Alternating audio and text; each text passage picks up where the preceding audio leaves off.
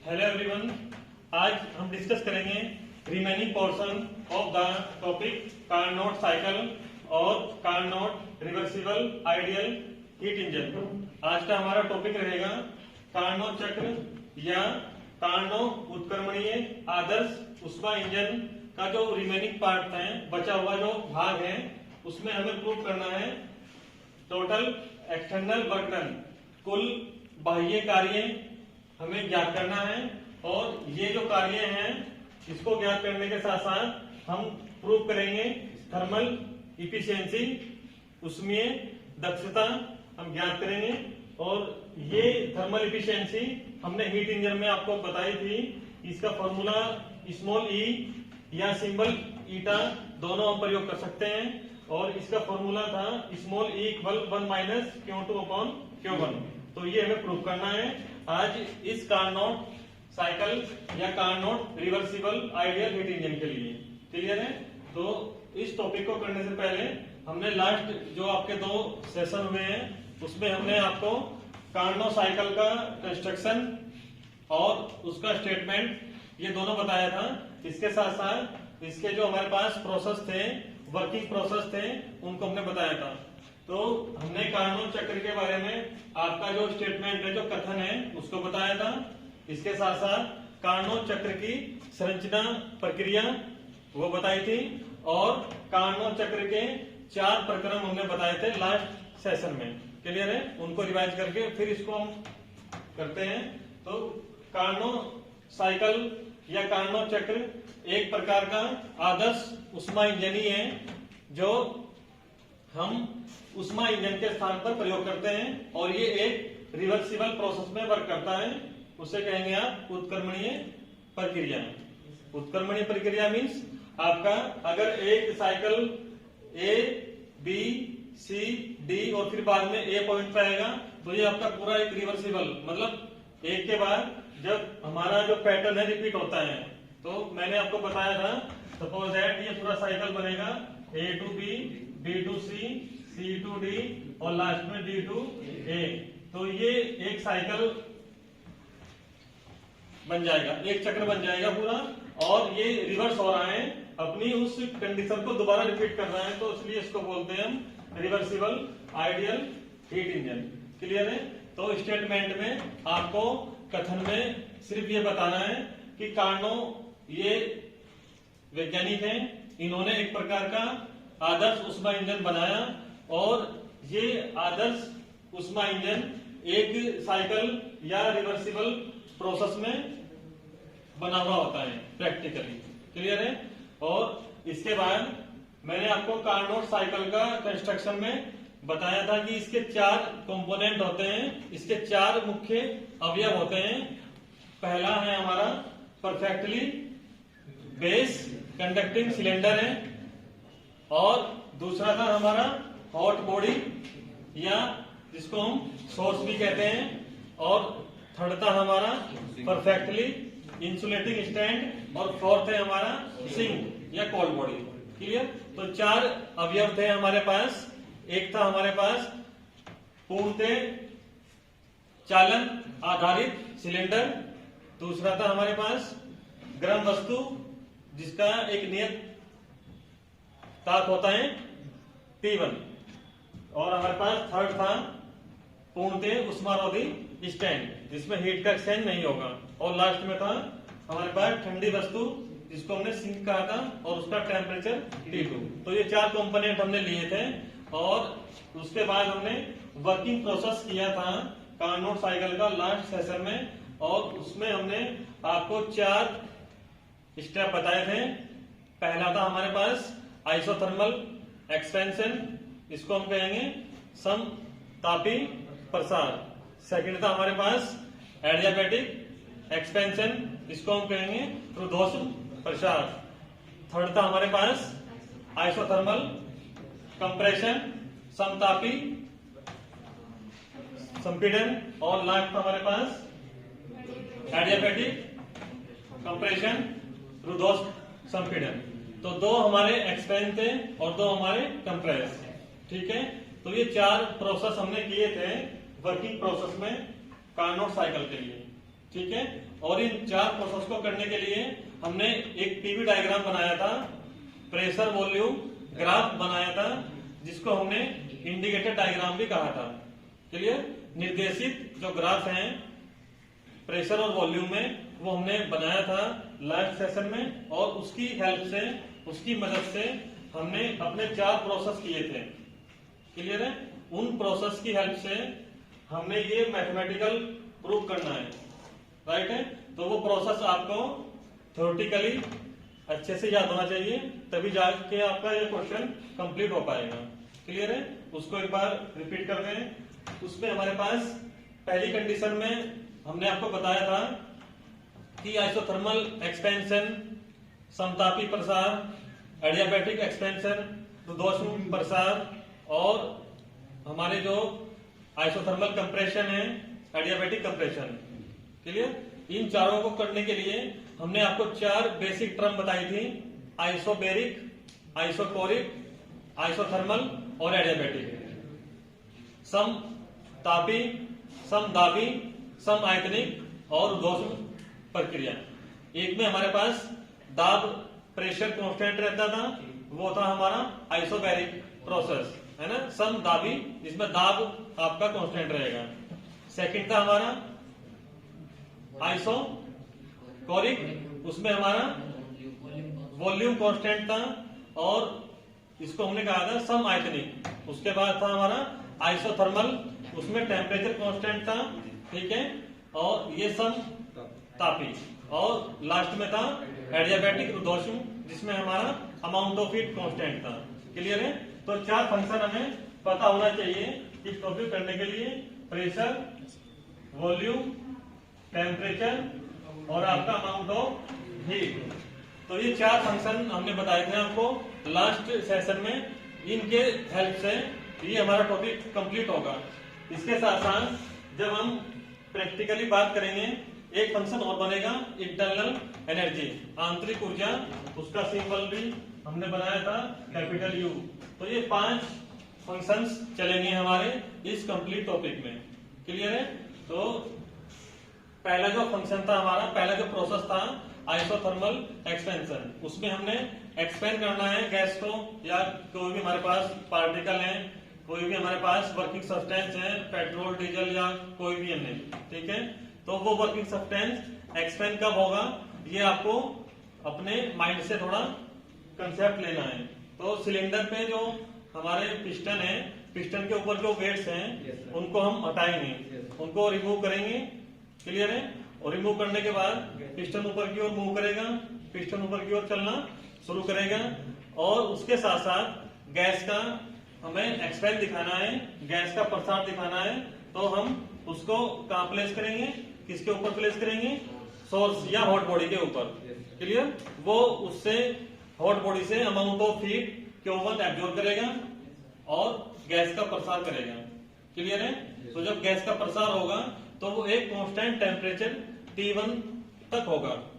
Clear? और उसका graph बनेगा A to B। हमने ग्राफ बनाया था लास्ट सेशन में। आप जब ये टॉपिक करोगे तो अपने ग्राफ को चेकआउट करके तब करना। तो पहला जो कर्व है हमारा, ग्राफ है, वो A to B है, उसको हम कहेंगे आइसोथर्मल एक्सपेंशन कर्व। ठीक है? समतापी प्रसार ग्राफ या वक्र A to B। क्लियर है? तो उसके बाद हमने किया था second step, as it is condition थी हमारी, वेट हटे हुए हैं पिस्टन के ऊपर से, और जो हमारा सिलेंडर है अब उसको हम रखेंगे परफेक्टली इंसुलेटिंग स्टैंड के ऊपर। और जब ये उष्मारोधी स्टैंड के ऊपर आएगा तो सिंपल सी बात है, ये कोई भी उष्मा का आदान प्रदान नहीं करेगा। तो जो कंडीशन पहले एज इट इज थी वो एज इट इज रहेगी, बट यहाँ पे उष्मा का आदान प्रदान नहीं हो रहा है। तो वो कौन सा स्टेप है हमारा, लास्ट में हमने बताया था एडियाबैटिक प्रोसेस। एडियाबैटिक प्रोसेस, तो इसलिए हम इसको एडियाबैटिक एक्सपेंशन कहेंगे। रुद्धोष्म क्या कहेंगे, प्रसार। ये था हमारा बी से लेके सी तक। क्लियर है? उसके बाद था हमारा आइसोथर्मल कंप्रेशन। आइसोथर्मल कंप्रेशन में हम अब सिलेंडर का जो पिस्टन है उसके ऊपर वेट बढ़ाना शुरू करेंगे, और जब वेट बढ़ेगा, भार बढ़ेगा पिस्टन के ऊपर, तो गैस दबना शुरू हो जाएगी। क्लियर। तो कंप्रेस होना शुरू हो जाएगी। अब ये कंप्रेस होने के साथ साथ अगर हम इसको सिंक या कोल्ड बॉडी के ऊपर रखेंगे तो तब भी हमें अमाउंट ऑफ हीट नहीं मिलेगी। क्लियर है? क्यों? क्योंकि सिंक हमेशा या ठंडी वस्तु हमेशा अमाउंट ऑफ हीट को एब्जॉर्ब करती है। क्लियर है ना? लेकिन हमारे पास यहाँ पे वो कंडीशन नहीं है, तो इसलिए ये कंडीशन बनेगी हमारी एडियाबैटिक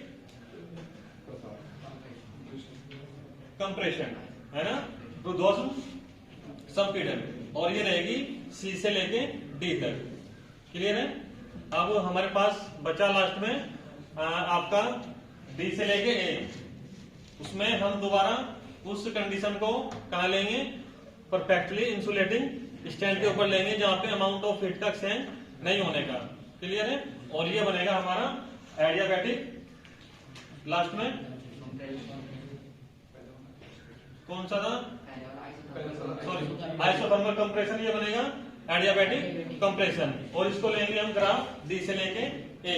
तो ये 4 प्रोसेस हमारे बन जाएंगे एक साइकिल के लिए। क्लियर है? तो ये करने के बाद फिर हम फाइंड करेंगे वर्क डन, ज्ञात करेंगे एक्सटर्नल वर्क डन। कुल बाह्य कार्य हमने निकाला था, ये W इक्वल, ये लोअर लिमिट है वॉल्यूम की और ये अपर लिमिट, तो V1 से V2 और ये P और DV। ठीक है, ये हमने बताया था किस प्रकार ये कंडीशन बनी है। क्लियर है? तो ये फाइंड करने के बाद हमारे पास जो पहली कंडीशन थी वो कंडीशन A to B लेनी है। मींस ये कौन सा प्रोसेस है आपका, आइसोथर्मल एक्सपेंशन। समतापी प्रसार है जो A से लेके B तक है, और समतापी प्रसार में जो वर्क डन है वो बाय द गैस है, बाय द गैस के द्वारा किया गया कार्य है। क्योंकि पिस्टन को ऊपर उठाना है ना, तो गैस उठा रही है उस पिस्टन को ऊपर। क्लियर है? तो ये गैस के द्वारा किया गया कार्य है और ये पॉजिटिव होगा, राइट। तो ये पॉजिटिव होगा, तो इसके लिए हमने अमाउंट ऑफ हीट दी थी Q1, और इसको सोल्व करने के बाद हमारे पास वैल्यू आई थी RT1, और लॉग बेस में ये E है और VB अपॉन V है। ठीक है, ये इक्वेशन बनी थी मैथमेटिकली लास्ट सेशन में। आप जिसने वो लेक्चर वॉच किया है तो इजी से इसको कर जाएगा, जिसने नहीं किया तो पहले उसको करना। उसके बाद हम सिमिलरली फाइंड करेंगे the external work done on the gas. 2 प्रकार के वर्क करेंगे, by the gas, on the gas. तो ये ऑन द गैस है, ये गैस पर किया गया कार्य है, तो ये माइनस का होना है, और इसके लिए कर्व रहेगी C से D, और C से D में क्या आता हमारा आइसोथर्मल कंप्रेशन। समतापी संपीड़न था, उसमें भी हमारे पास टेम्परेचर कितना था T2, टेम्परेचर T2 था। तो आप इसको एज इट इज भी लिख सकते हैं और सोल्व आउट करके भी लिख सकते हैं। क्लियर? तो मैंने सोल्व किया हुआ है, इसके कंसेप्ट देखिए आप, और ये बन जाएगा Q2 इक्वल माइनस, मैंने यहाँ पे लगाया है फंक्शन में, बिकॉज ये ऑन द गैस है, ये ऑन द गैस है, तो माइनस यहाँ पे आ जाएगा, और लिमिट रहेगी हमारी इनिशियल से फाइनल।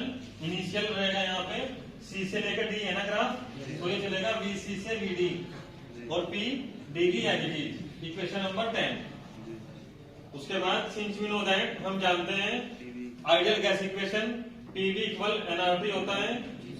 ठीक है, बट 1 मोल की बात हो रही है, 1 मोल के लिए n की वैल्यू 1 होगी, तो ये बनेगा PV इक्वल RT। क्लियर है?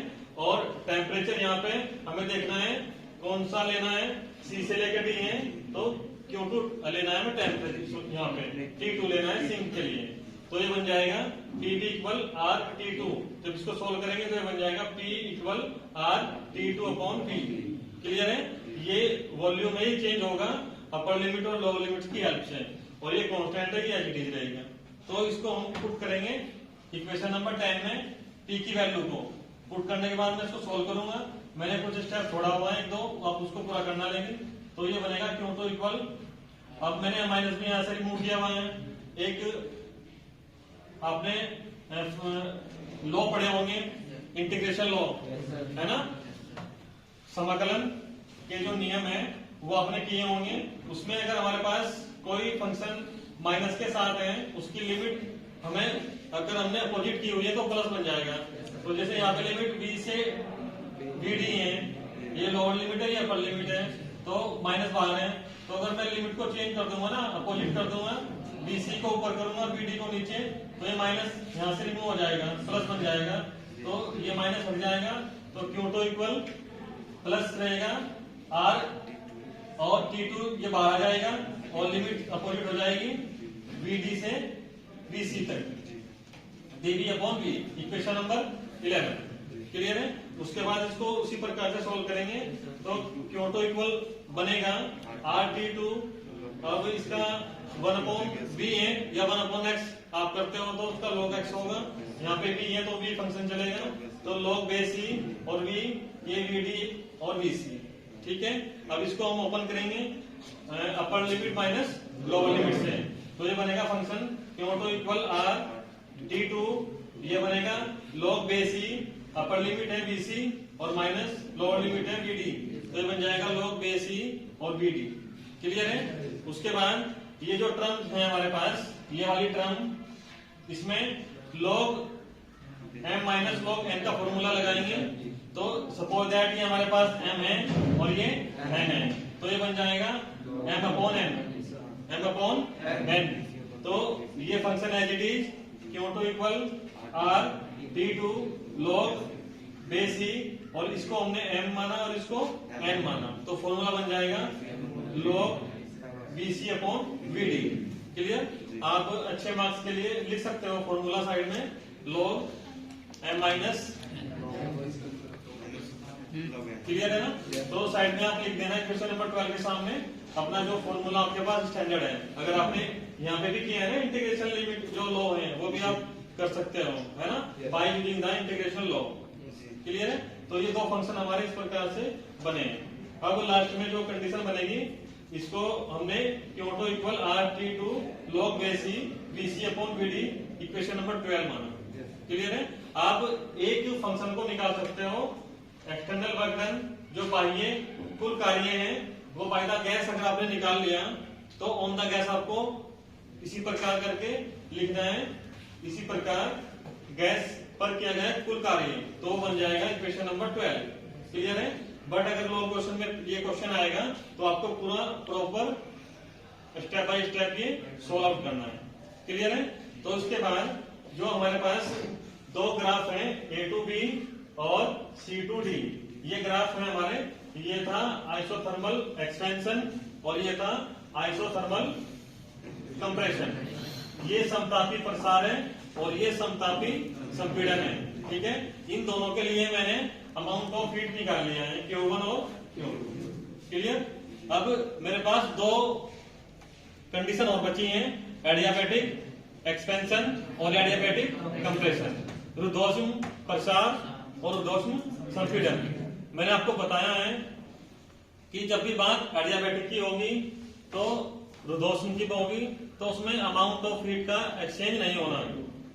रुद्धोष्म प्रक्रिया में उष्मा का आदान प्रदान नहीं होता और उष्मा नियतांक या जीरो रहती है, तो सिंपल सी बात है, उसमें हम इस वैल्यू को ज्ञात नहीं कर सकते और इस वैल्यू को ज्ञात नहीं कर सकते।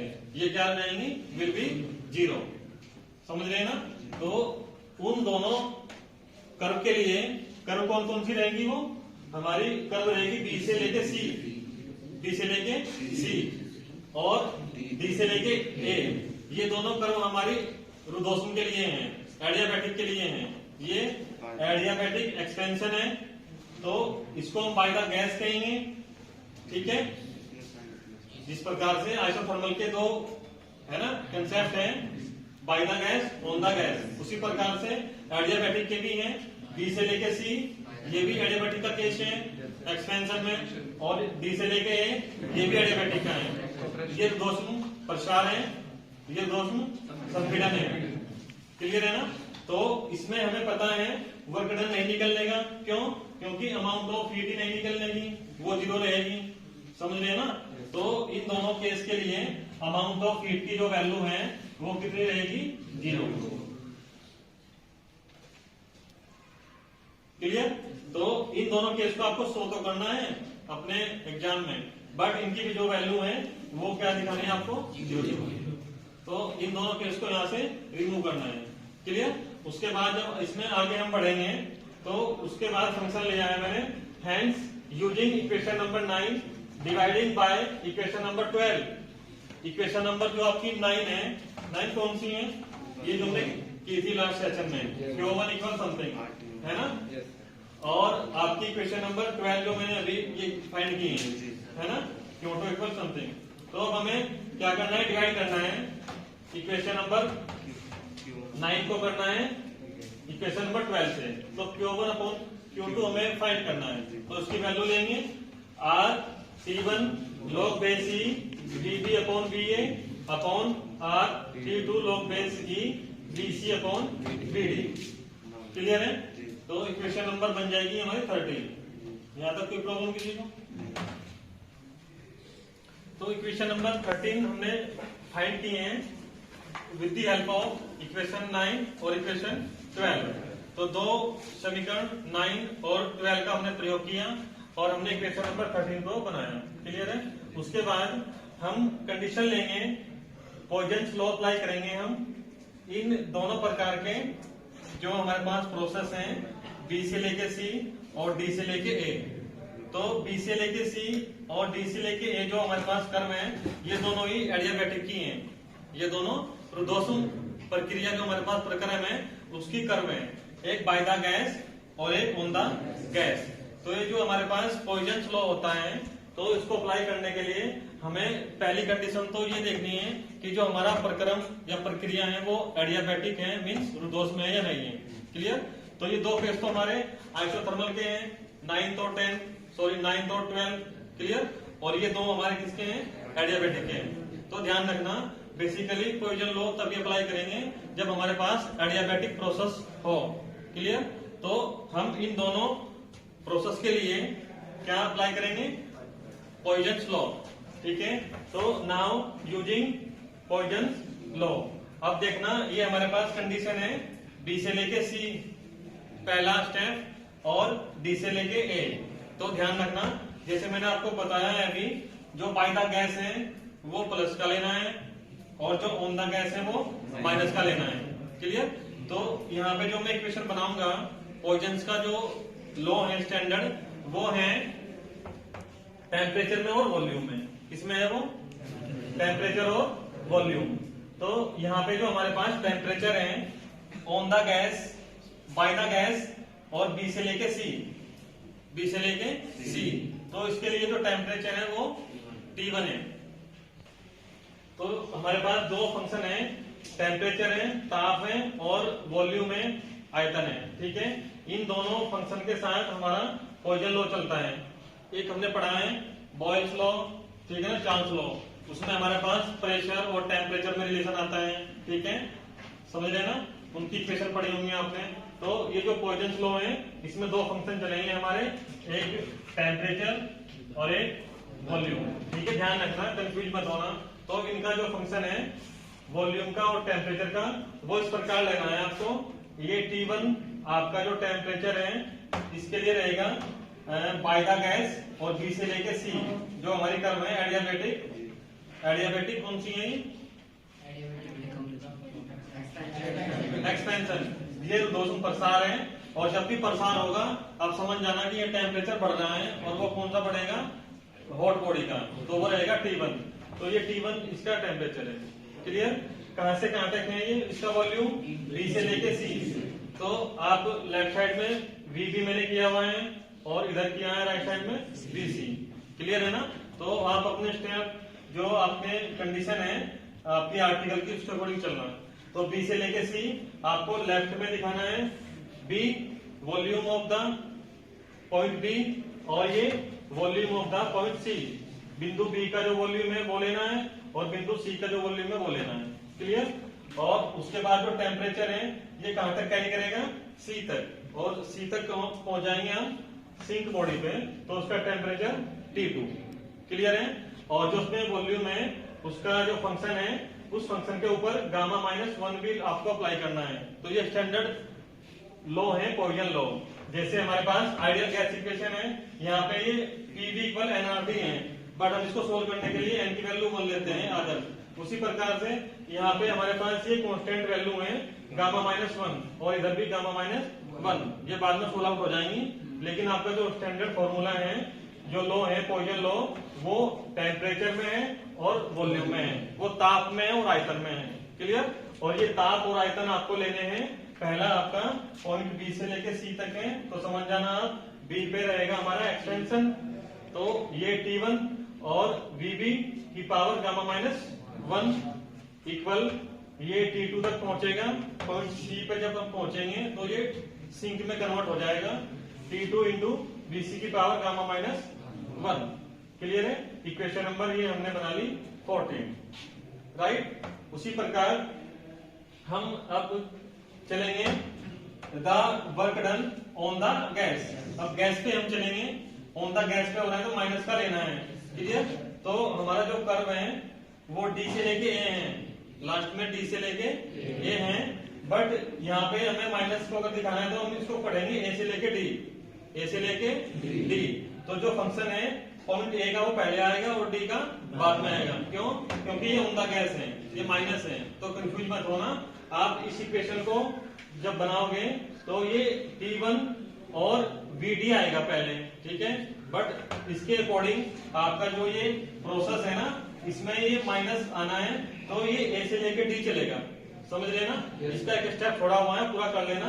तो ये T1 और V ए की power gamma minus 1 equal T2 VD की पावर गामा माइनस 1। ये क्वेश्चन नंबर 15। अगर आपको बनानी है स्टैंडर्ड तो इसे बनेगी ये T1 VD की power gamma minus 1 equal T2 VA की power gamma minus 1। Equation number बनेगी आपकी ये। बट अगर आपका कर्व ऑन द गैस है ना, मींस डी से लेके ए है, तो इसको हम ए से लेके डी करेंगे, ठीक है। तो ये बन जाएगा आपका रियल जो इक्वेशन है, इक्वेशन नंबर 15। क्लियर है ना यार? तो जो पॉइजन लॉ है वो हमेशा अप्लाई होगा एडियाबैटिक प्रोसेस के लिए। एडियाबैटिक रुद्धोष्म आपका जो प्रक्रिया है, चाहे वो आपकी प्रसार वाली है, चाहे वो आपकी संपीड़न वाली है, दोनों प्रकार की जो प्रक्रिया है एडियाबैटिक में, रुद्धोष्म में, उसमें हम अप्लाई करते हैं पॉइजन लॉ। और जो पॉइजन लॉ होता है वो टेम्परेचर और वॉल्यूम, ताप और आयतन, दो फंक्शन के लिए बना होता है। इसके अलावा हमारे बॉयल्स और चार्ल्स लॉ है, जिनमें प्रेशर और वॉल्यूम और टेम्परेचर 3 फंक्शन होते हैं, बट इसमें ध्यान रखना है वॉल्यूम और टेम्परेचर। क्लियर है? तो उसके बाद हम इक्वेशन नंबर 14 और इक्वेशन नंबर 15 को सोल्व आउट करेंगे। क्लियर है? ये मैथमेटिकल कंसेप्ट है सारे, कोई प्रॉब्लम नहीं होनी चाहिए आपको अगर आपने अच्छे से इसको वॉच किया है। तो इक्वेशन नंबर 14 और 15 में हमने जो कंडीशन ली है, now again dividing equation 14 by equation 15 और सॉल्विंग वी गेट। अब हमने समीकरण 14 को समीकरण 15 से डिवाइड किया और उसको सॉल्व किया, और हमें क्या प्राप्त हुआ? फंक्शन बनेगा, ये लेफ्ट में है तो T1 VB की power gamma minus 1 upon T1 VA की power gamma minus 1 equal T2 VC की power gamma minus 1 upon T2 VD की power gamma minus 1। Equation number आपकी है 16। क्लियर है यहाँ तक? उसके बाद हम इसमें मॉडिफाई करेंगे according to the mathematical condition. अपना जो मैथ्स है उसके स्टेप लगाएंगे। तो आपने देखा है T1 से तो T1 कैंसिल हो जाएगा इजीली से, T2 से T2 कैंसिल हो जाएगा। अब जो फंक्शन बचा वो फंक्शन बचेगा VB अपॉन VA, और इनकी पावर इक्वल है तो वो कॉमन आ जाएगी ऊपर, है ना। तो ये मैथमेटिकल कंसेप्ट हमने यूज किया और हमने इसको मॉडिफाई करके फंक्शन बनाया VB अपॉन VA, और इसकी पूरी की power gamma minus 1 equal VC upon VD और इसकी पावर गामा माइनस 1। क्लियर है? तो ये फंक्शन बनाने के बाद हमने इसको मॉडिफाई किया, इक्वेशन नंबर 17 बनाई, और आपको जब पता है कि जब पावर इक्वल होती है लेफ्ट और राइट की तो वो कैंसिल आउट हो जाती है ना। जब हमारे पावर इक्वल होती है किसी फंक्शन की, दोनों साइड की, लेफ्ट की और राइट की, तो उनको कैंसिल कर देते हैं। क्लियर है? तो फंक्शन बचा VB upon VA equal VC upon VD, equation number 17। Clear? तो हमने जो हमारे पास साइकिल है A B C D और A, इसके लिए हमने वॉल्यूम का रेशो निकाल लिया, तो वो आया है VB upon VA equal VC upon VD, equation number 17।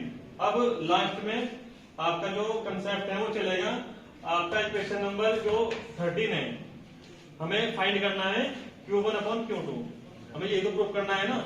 तो ये जो हमारे पास रेशो है VB अपॉन VA और VC अपॉन VD, तो अब हमारे पास दो कंडीशन है, या तो VB अपॉन VA को आप VC अपॉन VD पुट करो, या VC अपॉन VD को आप VB अपॉन VA पुट करो, दोनों साइड से हो सकता है। क्लियर? तो ये इक्वेशन नंबर 17 की जो वैल्यू है, कोई एक वैल्यू लेना, या तो VB अपॉन VA लेना, या VC अपॉन VD लेना। क्लियर है?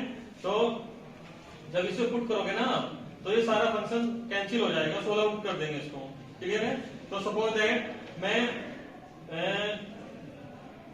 VB अपॉन VA की value VC upon VD put करूंगा। क्लियर?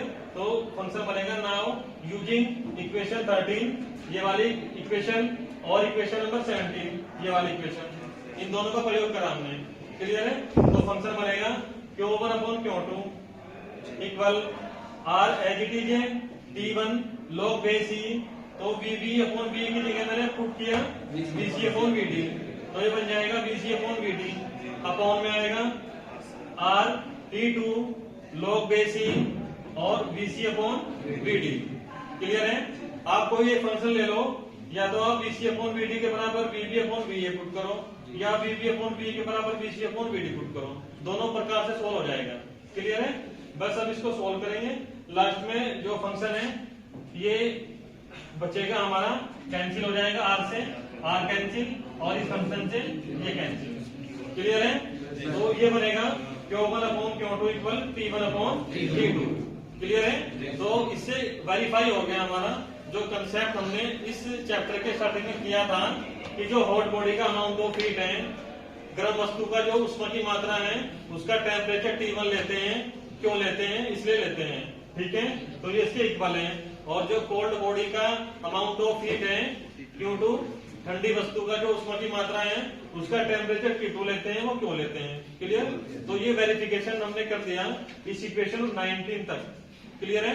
तो अब लास्ट में हमारा जो लास्ट एक्सप्रेशन है वो चलेगा, hence the thermal efficiency of the Carnot reversible ideal heat engine. तो इस प्रकार हम सिद्ध कर सकते हैं कार्नोट उत्क्रमणीय आदर्श उष्मा इंजन की उसमें दक्षता का formula, small e equal 1 minus Q2 upon Q1, ये बन जाएगा आपका हेंस प्रूव्ड। और इसको हम दूसरी फॉर्म में ले सकते हैं T2 अपॉन T1। क्लियर? ये आपका दोनों प्रकार से एग्जाम में पूछेगा, और दोनों प्रकार से आपको सोल्व करके आना है। क्लियर? इसके साथ साथ इसमें न्यूमेरिकल भी दो टाइप से बनेंगे। अगर वो आपको टेम्परेचर देगा तो फॉर्मूला ये अप्लाई करना है, अगर वो आपको अमाउंट ऑफ हीट देगा तो फॉर्मूला आपको ये अप्लाई करना है। क्लियर? एक फॉर्मूला मैंने आपको और बताया था इस थर्मल इफिशिएंसी के लिए, वो था small e equal W upon Q1। ठीक है? ये वर्किंग सब्सटेंस था, कार्यकारी पदार्थ, और ये amount of heat of the source या हॉट बॉडी। क्लियर है? तो ये तीन फॉर्मूले चलेंगे आपके थर्मल इफिशिएंसी के लिए। ध्यान रखना, तीनों प्रकार के जो फॉर्मूले हैं, तीन न्यूमेरिकल बनेंगे इन पे, समझ रहे ना। लेकिन हमें कार्नोट साइकिल में प्रूव करना था थर्मल इफिशिएंसी। क्यों? क्योंकि ये आइडियल हीट इंजन है, ये आदर्श उष्मा इंजन ही है, और इसकी जो एफिशिएंसी है वो इससे हम ज्ञात करते हैं। क्लियर? जब इससे ज्ञात करेंगे तो ये इसको वेरीफाई भी करेगा। क्लियर है? तो ये आपका कंप्लीट लॉन्ग क्वेश्चन इस प्रकार से कंप्लीट हुआ। क्लियर? रिवाइज करते हैं जल्दी से 5 मिनट के लिए इस टॉपिक को। सबसे पहले कार्नोट साइकिल का कंसेप्ट आपको देना है, स्टेटमेंट। ये एक आइडियल हीट इंजन है, ठीक है, और इसका जो कंस्ट्रक्शन है, इसकी जो संरचना विधि है, उसमें 4 कंपोनेंट होंगे हमारे, मैंने आपको बताए हैं। परफेक्टली बेस कंडक्टिंग आपका सिलेंडर और हॉट बॉडी है जिसको सोर्स कहेंगे, at the constant temperature T1 आपका सिंक है, कोल्ड बॉडी टेम्परेचर T2, और परफेक्टली हीट इंसुलेटिंग स्टैंड। ठीक है? तो ये 4 आपके कंस्ट्रक्शन में आएंगे। उसके बाद वर्किंग प्रोसेस जब करेंगे तो 4 प्रक्रम बनेंगे, आइसोथर्मल एक्सपेंशन, और आपका एडियाबैटिक एक्सपेंशन, और उसके बाद आपका आइसोथर्मल कंप्रेशन और एडियाबैटिक कंप्रेशन। ठीक है, समतापी प्रसार, रुद्धोष्म प्रसार और समतापी संपीड़न, रुद्धोष्म संपीड़न, ये 4 आपके जो प्रक्रिया है, प्रक्रम है, ये पीवी डायग्राम की हेल्प से आपको सिद्ध करना है। और आपका जो वर्कडन है, वो वर्कडन बाह्य जो कार्य है वो W = V1 और V2 PdV की फॉर्म में आपको बनाना है। ये मैंने बनाया भी हुआ है, ठीक है, आप वीडियो देख लीजिए अच्छे से। और उसके बाद 4 प्रक्रम को आपको अप्लाई करना है इस पूरे आर्टिकल पे। और 2 प्रकार के कार्य बनेंगे, बाय द गैस और ऑन द गैस। तो जो बाय द गैस है वो मैंने इक्वेशन नंबर 9 में किया हुआ है, और जो ऑन द गैस है वो मैंने इक्वेशन नंबर 12 में किया हुआ है। ठीक है, ये दोनों केस आइसोथर्मल के हैं, समतापी प्रसार और संपीड़न के हैं। क्लियर है। उसके बाद जो 2 प्रक्रम है आपके रुद्धोष्म के लिए है ना, एडियाबैटिक के लिए, वो बाय द गैस B से लेकर C और ऑन द गैस आपका से लेकर D में रहेगा ये 0। क्लियर है। उसके बाद मैं इनको सोल्व आउट करूंगा, डिवाइड करूंगा और इक्वेशन नंबर 13 बना लूंगा। 13 के बाद मैं एडियाबैटिक के लिए जो 2 केस मेरे बचे हुए थे, इनके लिए मैं पॉइजन लॉ अप्लाई करूंगा। ठीक है, पॉइजन लॉ आपका टेम्परेचर और वॉल्यूम के लिए एप्लीकेबल होता है। तो इसको अप्लाई करने के बाद मैं इस कर्व को भी चेकआउट करूंगा। तो पहले चलेगा ये B से लेकर BC, इनका टेम्परेचर T1 और उसका टेम्परेचर T2, और इसमें चलेगा ये VD से लेकर VA। बट यहाँ ऑन द गैस की बात है तो माइनस कर देंगे, इसे VA और VD पढ़ेंगे। तो ये T1 और ये T2, और जो बाद में फंक्शन है वॉल्यूम का, उसके ऊपर -1 ये कांस्टेंट है। ठीक है, इसको सोल्व आउट करेंगे, डिवाइड करेंगे, और हमारे पास रिजल्ट आ जाएगा लास्ट में VB/VA और VC/VD। और इसकी वैल्यू पुट करने के बाद हमारे पास अमाउंट ऑफ हीट ये सोर्स की है Q1, और ये अमाउंट ऑफ हीट ये सिंक की है Q2। इनका जो रेशियो है वो बन जाएगा temperature of the hot body या सोर्स T1 और ये temperature of the cold body sink, ठीक है, T2। बस ये लास्ट में हैंस प्रूव्ड E = 1 - Q2/Q1 और E = 1 - Q2/T1। क्लियर। तो ये था आपका स्पेशल लॉन्ग क्वेश्चन के लिए दोनों क्वेश्चन है हमारे, हीट इंजन और कार्नोट साइकिल या हीट। क्लियर।